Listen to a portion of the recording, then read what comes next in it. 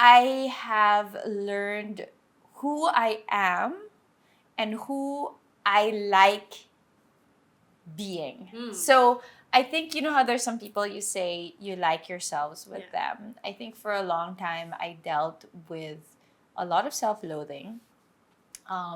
It's funny because like on IG I had this picture perfect uh, image of me, and inside I was like crumbling inside. Today on Paano Ba To, we have lifestyle journalist and the host of the Soulful Feasts podcast, Stephanie Zubiri. We've been friends for a decade now, and in this episode, we share some of the most important things we've learned in our 20s and 30s about being your most true you. A lot of people kind of don't like who they are and where they are. And one, that's so hard. Second, ang hirap na ng buhay. There's so many challenges. Yes. But if you have to deal with that layer with yourself when you're alone in your room thinking about these things, that's like, I understand how much of a burden that can be. And for sure, I've had times when I was younger that I wasn't really happy with who I was. But at this age, parang I'm pretty steady, I'd like to say.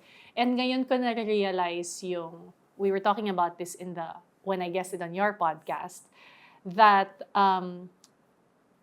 when you were younger, all we wanted to do was to fit in. But now, at this stage of our life, we know na it's so much better, lighter, to celebrate who we are. I guess it's a difficult journey to know who you are. So that's the first part. It's like when you say how to be the most you. First, you need to know who you are. Yeah. So how do you do that? Nga? So the number one thing is to stop feeling guilty to take time for yourself. Okay? Because when you take time for yourself, and when I say this, it's not like sitting and scrolling Instagram. That doesn't count. That's not time for or yourself. also, not necessarily spa day or bakasyon It's alone. not. It's no. not. Yeah. Although I believe in bakasyon alone. Yeah. So number one, I say this advice from my friend Kimmy, who's a life coach, Kimmy Lou.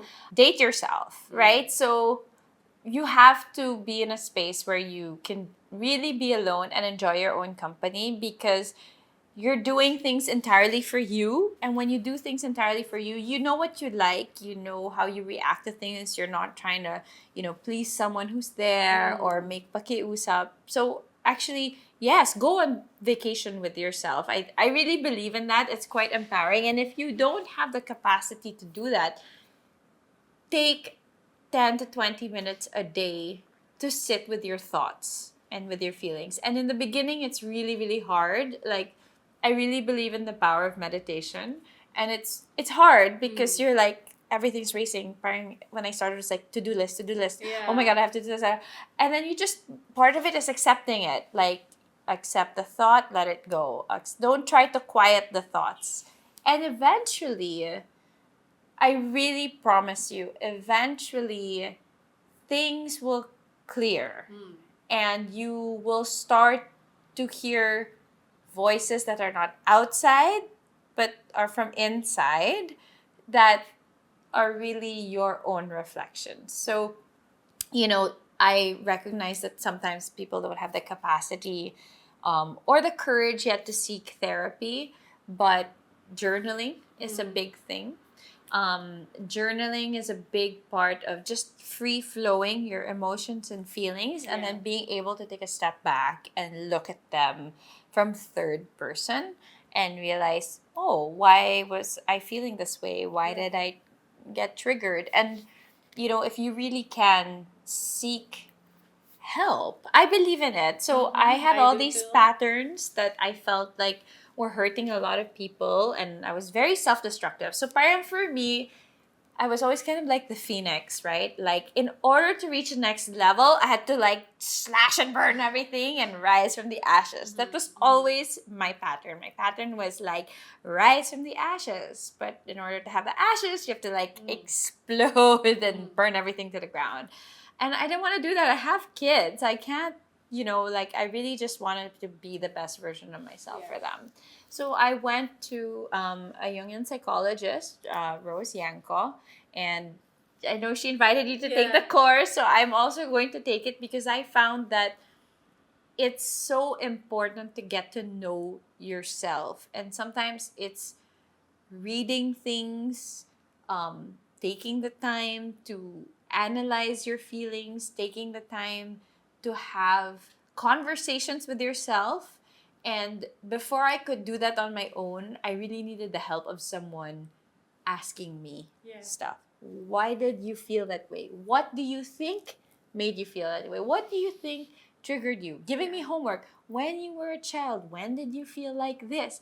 So stuff like that, it's hard. Super hard. It's hard because healing is ugly. Yeah. Healing is, I always say it, healing is painful.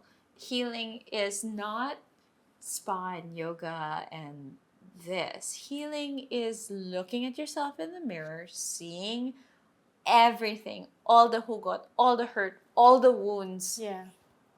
And it's hard to relive it, but if you relive it, you see it like those thoughts. Yeah. Then you can let it go. Yeah. Therapy is so hard but so helpful. I also super believe in it. And when you were talking, I just visually what came to mind was, yes, healing is ugly. And parang feeling ko a perfect metaphor for it to everyone watching. Your kid, you're playing, nadapa ka, ang laki ng sugat mo, pula, Yeah. dugo here on your knee. And then a few days after, it gets this brown, black scab on top, right? So that's the ugly part of the healing. But then, years later, wala na yung brown scab. It's just like a scar on your skin. It's part of your skin. So I feel like that's who we are now. Those scars are still there, but they're like part of our life. They're like integrated into our skin and part of our story. They are, and I think what's very important is you can release that narrative. So we're talking here about narratives. I think a lot of times people put themselves in a narrative and say, so when I say narrative, it's a story you tell about yourself. It's like, think of a character and you're making an origin story. About you. About Ikaw you. ang bida. Ikaw yes. yung bida of your storybook, right? And then, like when you watch these movies, the origin story of Thor, he does this because of this happened when he was a kid, like that. We have those narratives that we tell ourselves, that we tell other people, that we're in this line of work because we do this, that we're like that because we do this. And one day you wake up and you realize, I don't like that story. I want to change it. And you have the power to change that. So you don't have to be the martyr. You don't have to be the sacrifice of everybody. You don't have to live your life this way just because you started, you invested your life in that because somebody told you. Because sometimes we feel so parang Tied to it. held back kasi whatever, we invested time, money, effort. We want to please our families. We want to please society. You have the power to change that story for yourself. And it's hard with your family, like so. And when things are new, people like make fun of you or it gets flagged. So for example, when I started being more like sexy on my Instagram, like dancing, wearing bikinis, whatever, parang people were like so shocked because I was like quite conservative and like very like polished. And I would get calls from like my brother, like, "Hoy, alam mo naman your Instagram," like, or tell my mom, "Your brother called me and said, yeah, you shouldn't be dancing like that on your Instagram. Nakakahiya," mga like that. I'm like, why is it nakakahiya? What am I doing wrong? I'm just being, that's who I am naman really, right? So after a while, you just have to trust that the people who love you and know you, well, they don't call me anymore. They're just like, that's just Steph. Right? But because it's new, there's always going to be Resistance. a shock. So even with some of my circles of friends, like I was such a super party girl, drinking. The bio was always about wine, like food, like, and I still enjoy those things, but it's not, for me at the time, it represented escapism.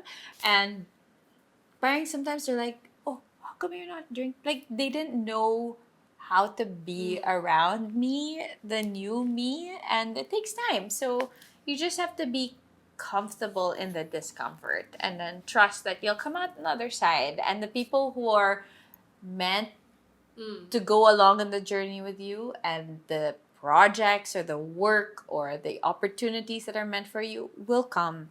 The more you're aligned to you, the more you'll attract people, places, opportunities, and things that are aligned to you. Yeah, you're so brave to do that and so courageous, honestly. And I know it was a journey to get there. And I super agree with what Steph said about you super can rewrite talaga your own narrative.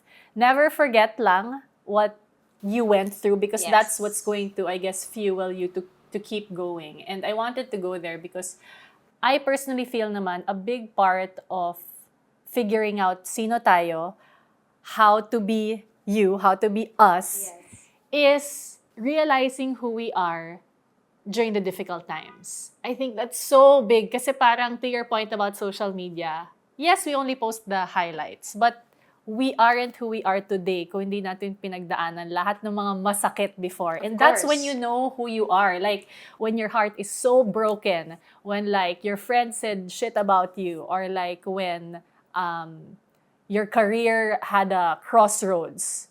It's during those trying times na nakikilala mo yung sarili mo talaga, how you dealt with it, how you handled it, what you did to get out of it. So, it's funny, right? The more you heal, the more life throws like hard stuff at Kaya mo you. pala, ha? Yeah, correct. Parang like, okay, kala mo tapos na. Whew! I did my work, and then all of a sudden, like, something else shows up. So, two things, okay? So, number one, the first thing was